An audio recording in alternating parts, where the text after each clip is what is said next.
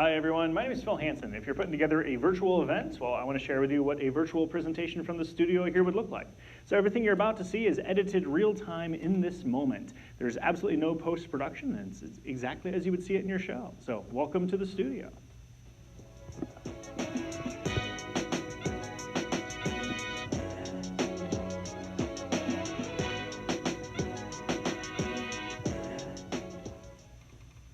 All right, well, why don't you give yourself a quick little glance around, and I'll share what this big kind of crazy weird project is. All these 4 big pictures is actually part of a series that I'm doing where I'm recreating human facial expressions. And this one is happily disgusted. And the reason that I share the studio space with you is because, well, I'm an artist, but actually being an artist today is not something that I thought would happen. Because many years ago, I was diagnosed with permanent nerve damage in my drawing hand, and I have a tremor. And as I was in the doctor's office, the doctor told me to embrace the shake. And I remember hearing that advice, and it wasn't what I wanted. I wanted a solution. I wanted an answer to my problem. But as I was heading home, I was thinking about what it would mean to embrace the shake, and I was like, well, maybe I could find a way to visualize it. So I put a piece of paper on the wall, I grabbed a pencil, and I just started letting my hand shake, and I started making a bunch of scribble pictures. And as I began to, as the doctor called it, embrace the shake, what I was really doing, of course, was I was embracing my limitation. And once I embraced my limitation, I found that, well, that was an interesting place for my creativity. It was within the box, not outside the box. And when I thought about it, that's really where I wanted my creativity, was within the confines of my life. And when I thought about it further, I was like, maybe I could push my creativity by creating boundaries for myself. Like, what would happen with my creativity within very, very small little confines? And that got me interested. And so I went off and I did a bunch of different art projects, a bit of a quest to get creative within ever smaller constraints. And one of the ideas I came up with was maybe there was a way that I could actually walk into the garage and just create with something that I could find there. And my garage wasn't a full wood, studio kind of space. It was very just minimal. And I actually found an old car battery and some wires. And so I linked them all together and then was able to create sparks by slapping the wires together. And then I used those sparks to burn the paper to make a picture of Nikola Tesla.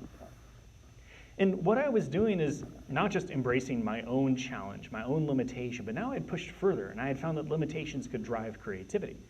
And that's where I hit this kind of intriguing place, because that was where I began to transform my life and kind of finding the secrets to being able to transform, ultimately, our world.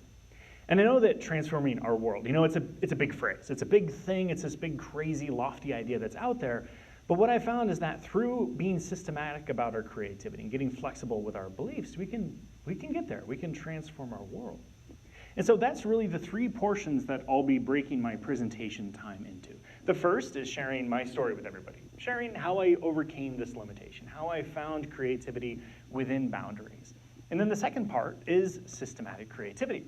And I'll actually be leading everybody through an exercise to use this process of being systematic to come up with a cartoon idea. And that's actually the challenge, to be a cartoonist for a brief moment.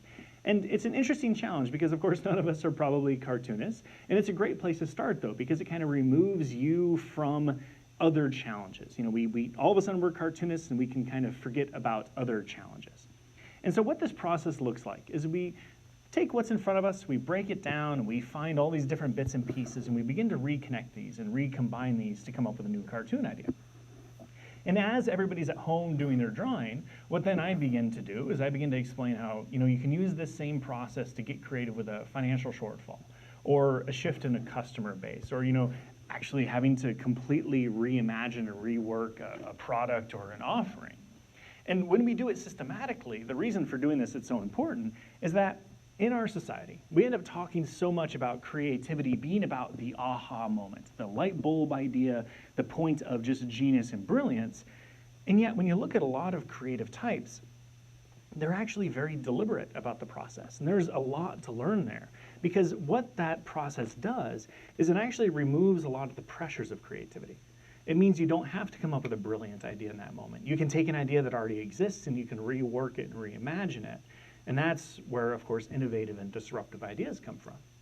So that's the second portion of my presentation. And then the third is kind of sharing with people what happened after, well, of course, my personal story of overcoming adversity. And then when that story I was able to actually share at TED. And that was kind of this beautiful, wonderful experience. But what it meant is that immediately after sharing that story, is people began to ask me how to overcome their own limitations, their challenges. And that sent me on this big kind of wild journey to try to find the answer. Why is it that sometimes we overcome limitations more quickly and other times we kind of get stuck? And what I found there is that basically every single challenge that we are confronted with is composed of two parts. The challenge is that big umbrella word that we use. But underneath it is the limitation. That's the thing that gets all the attention, the constraint. But then the other parts, that is our perspective. And when our perspective gets in the way, well, I don't want to use the word perspective anymore because it's a belief. A perspective is a belief, and what I call that other portion is a self-limiting belief. So you have the limitation combined with a self-limiting belief. Those two things together create the challenge. And if we can get systematically creative with our limitation and then get adaptable and allow our beliefs to be malleable, those two things combined together, that is where we can transform challenges, where we can transform our lives, and we can get there to transforming our world. Those disruptive ideas have a way of transforming everything. And so if you'd like to jump on a call, I'd love to hear more about your group, challenges that might be facing, and of course then to share how I can bring together messaging and themes within my presentation, tying everything together, leaving people with an experience that, systematic creativity. It can change a lot. So I will sit here in my piece of what I call anti-social furniture, and I will isolate myself. So reach out. I'd be delighted to chat with you and be part of your virtual event. All right, take care.